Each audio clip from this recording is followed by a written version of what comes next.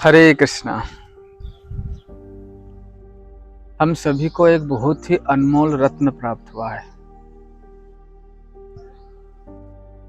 शायद हम में से कुछ उसे समझ नहीं पाते और कुछ समझने के बाद भी उसको भूल जाते हैं, और वो है भगवान का दिव्य नाम। हरे कृष्णा कृष्ण कृष्ण हरे हरे, हरे राम राम राम हरे हरे।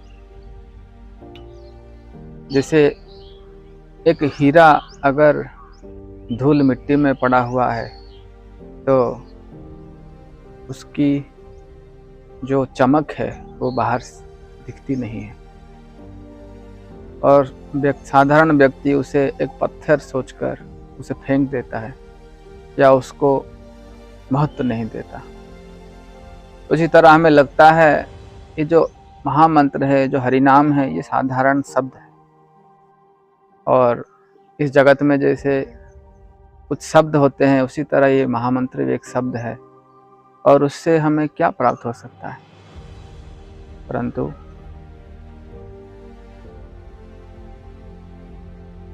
ये हरे कृष्ण महामंत्र संपूर्ण मानवता के लिए एक बहुत बड़ा वरदान है। हमारे जीवन में ऐसे अनेक समस्याएं हैं जिनका कोई भी भौतिक समाधान नहीं है। उदाहरणार्थ, हमारा जो अनर्थों से घिरा हुआ मन है, जो हमें हर क्षण दुख और यातनाएं देता है।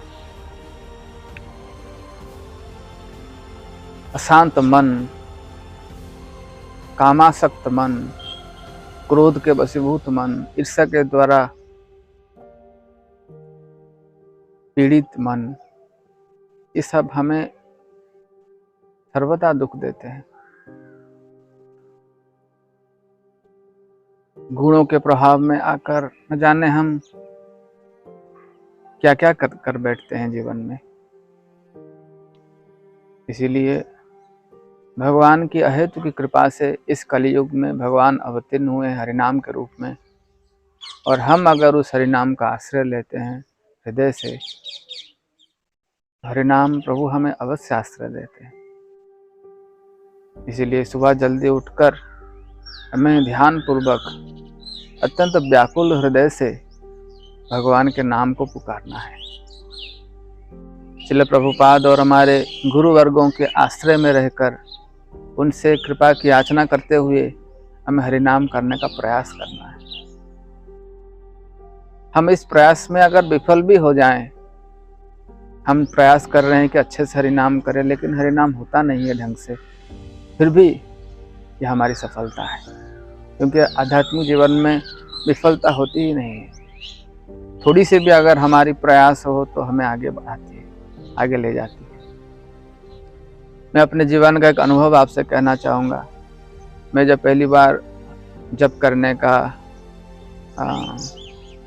करने की विधि को मैं समझा, तो जप तो अवश्य करता था, लेकिन कैसे जप करने से हृदय की शुद्धिकरण होगी और हमारे जीवन में हम आध्यात्मिक अनुभूति को प्राप्त कर पाएंगे, ये मुझे पता नहीं था। लेकिन मेरा सौभाग्य था कि मैं कुछ ऐसे भक्तों से मिला जो हरिनाम भजन में बहुत ही निष्ठावान है। मैं उनका आज नाम भी आपको बताऊंगा। वो श्री श्रीमद् गोपाल कृष्ण गोस्वामी महाराज के शिष्य हैं। उनका नाम है हिज ग्रेस गोपी भाव प्रभु। आप सभी उन्हीं का दर्शन भी कर सकते हैं। ये हैं गोपी भाव प्रभु।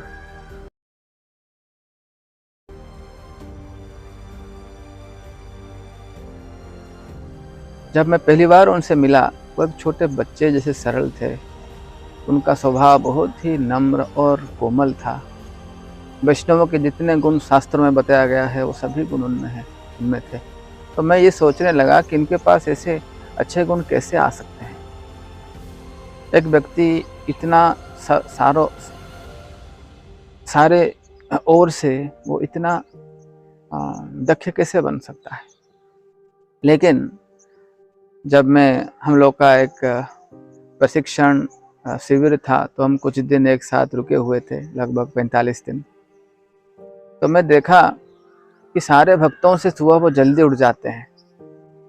सुबह 3 बजे उठ के 3:30 बजे से लेके 4:30 बजे तक वो हरि नाम का जप करते, बहुत ही ध्यानपूर्वक करते। जब वो जप करते हैं, उन्हें कोई अगर मैं देखता था, मुझे लगता था कि वो इतने मग्न हैं कि उनसे कोई बात करने से भी डरेगा। 16 माला संपूर्ण करने के बाद ही वो कुछ भी करते थे और हमेशा कहते थे कि ध्यानपूर्वक जप कीजिए, हरिनाम प्रभु से प्रार्थना कीजिए। उनकी अपने गुरु महाराज के प्रति निष्ठा, हरिनाम के प्रति निष्ठा से उनके अंदर सारे दिव्य गुण आ जाते हैं। तो मेरा ये व्यक्तिगत अनुभव हुआ उनसे मिलके, और उनसे मैं प्रेरणा प्राप्त किया कि मुझे भी उनकी तरह अच्छा जप करना है। लगभग 7-8 साल बीत चुके हैं। आज भी मैं उनके पदचिन्हों में जाने में विफल रहा हूँ। फिर भी मैं जब भी अच्छे से जप करने का प्रयास करता हूँ तो उनका रूप मेरे आंखों के सामने आ जाता है। मैं उनसे भी कृपा की याचना करता हूँ, शायद उनकी कृपा हो तो मेरे भी हृदय में हरिनाम के प्रति निष्ठा आ जाए।